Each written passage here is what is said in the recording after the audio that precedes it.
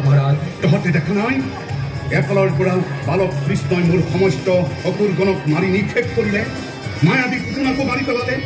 শুনিব পাইছো বলৰাম শ্ৰীকৃষ্ণই মোক বধ কৰাৰ বাবে মথুৰালৈ আহি আছে সামান্য বালক হৈ এই কংসক বধ কৰে সামান্য বালক হৈ যা আগবাঢ়ি যা আজ্ঞা মহাৰাজ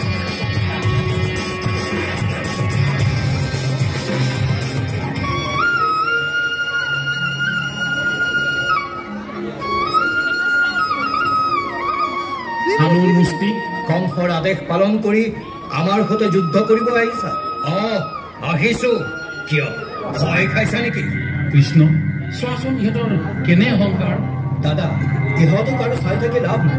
দিয়কে অতি সোনকালে জম্পুৰি পঠাব লাগে কোন যাব জম্পুৰি আমি নে তহঁত এই চানুৰৰ শকত তহঁতে নেজান বুজিছ নেজান দাদা ব'লা বহুত হ'ল আৰু ইমান তিৰস্কাৰ কৰিব নোৱাৰি ব'লা কৃষ্ণ যুদ্ধ আৰম্ভ কৰোঁ